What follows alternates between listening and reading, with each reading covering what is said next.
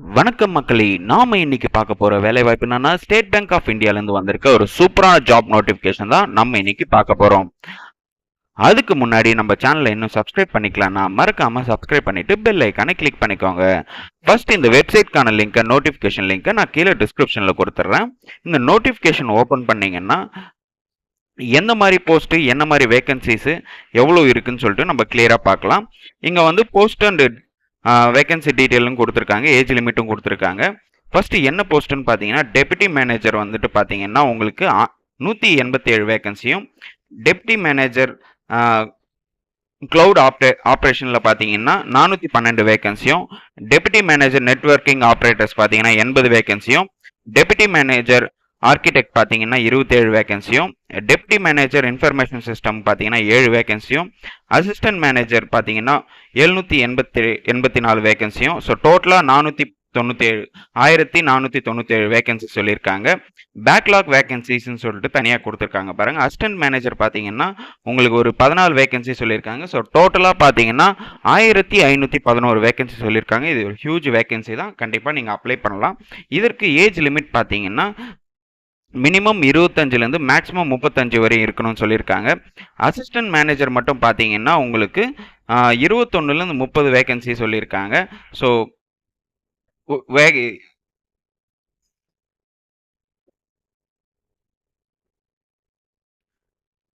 அடுத்து இந்த வேலை வாய்ப்புக்கு என்ன மாதிரி எஜுகேஷன் குவாலிஃபிகேஷன் இருக்குன்னு சொல்லிட்டு கிளியரா போட்டிருக்காங்க பாருங்க.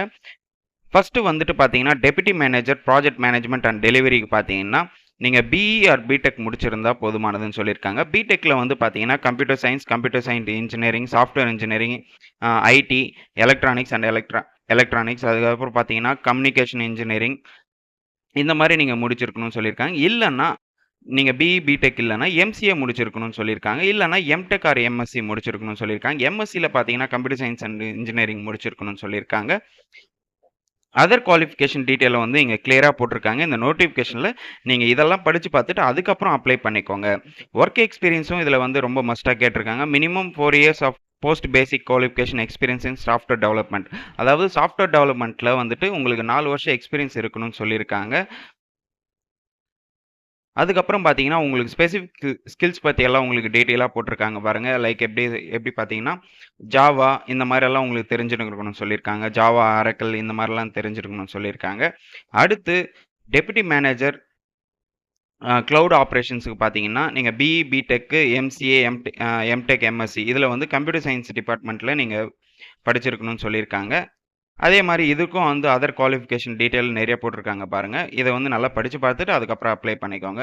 இதற்கும் 4 வருஷம் எக்ஸ்பீரியன்ஸ் கேட்டிருக்காங்க. என்ன ஐடி இண்டஸ்ட்ரியில் ஒர்க் பண்ணியிருக்கணும்னு சொல்லியிருக்காங்க. மினிமம் 4 வருஷம்னு சொல்லியிருக்காங்க. அதுக்கப்புறம் பார்த்தீங்கன்னா டெப்யூட்டி மேனேஜர் நெட்வொர்க்கிங் ஆப்ரேஷன் பார்த்தீங்கன்னா உங்களுக்கு பிஇ பிடெக் ஆர் எம்டெக் முடிச்சிருக்கணும்னு சொல்லியிருக்காங்க கம்ப்யூட்டர் சயின்ஸ் டிபார்ட்மெண்ட்டில். இதற்கும்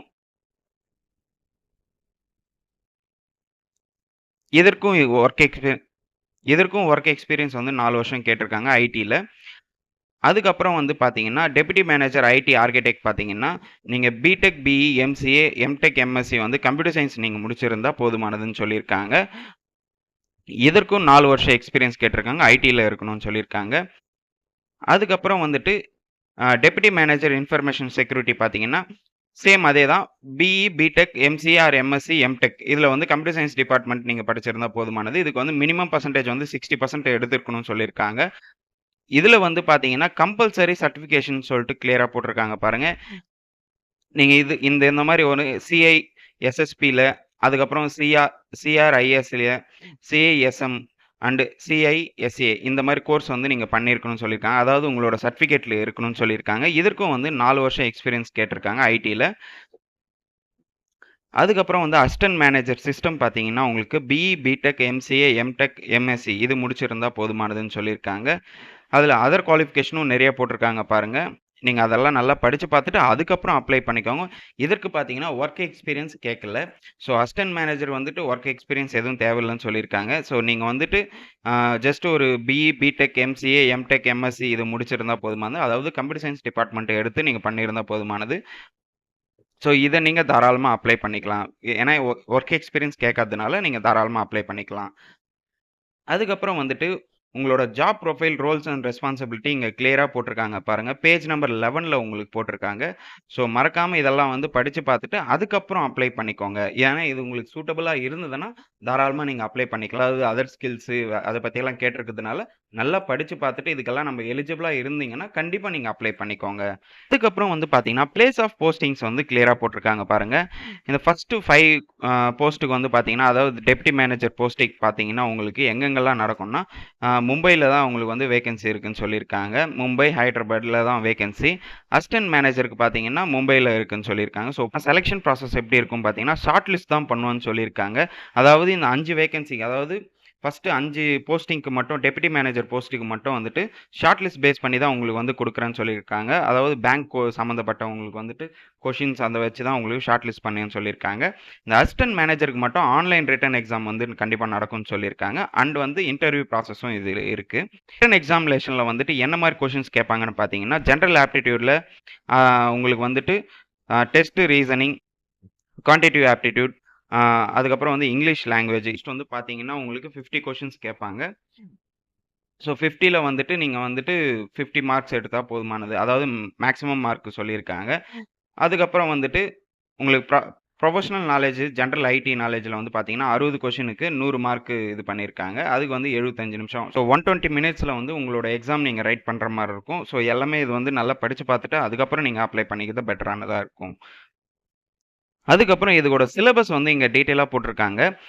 பேஜ் நம்பர் 15லேருந்து உங்களுக்கு வந்து சிலபஸ் ஸ்டார்ட் ஆகும். ஸோ சிலபஸ வந்து நீங்க வந்து எந்த மாரி கொஷின்ஸ்லாம் உங்களுக்கு கேட்பாங்கன்னு சொல்லிட்டு இது கிளியரா போட்டிருக்காங்க. ஸோ இதெல்லாம் நல்லா படிச்சு பார்த்துட்டு, இந்த சிலபஸ்க்கு ஏத்த மாரி நீங்க ப்ரிப்பேர் பண்ணாவே போதுமானதுன்னு சொல்லியிருக்காங்க. அடுத்து இந்த வேலை வாய்ப்புக்கு எப்படி அப்ளை பண்ணணும்னு சொல்லிட்டு இங்க கிளியரா போட்டிருக்காங்க. அவங்க வெப்சைட் லிங்க்க நான் கீழ டிஸ்கிரிப்ஷன்ல குடுத்துறேன். இந்த வெப்சைட் லிங்க்ல போயிட்டு உங்களோட டாக்குமெண்ட்ஸ் எல்லாம் நீங்க அப்லோட் பண்ற மாரி இருக்கும். இதற்கு எக்ஸாம் ஃபீஸ் பார்த்தீங்கன்னா, ஜெனரல் கேட்டகரிக்கு வந்து பார்த்தீங்கன்னா, ரூ. 750 நீங்க பே பண்ற மாரி இருக்கும். இதுவே எஸ்சி, எஸ்டி கேண்டிடேட்ஸ்னா ஃபீஸ் பே பண்ணணும்னு அவசியம் இல்ல.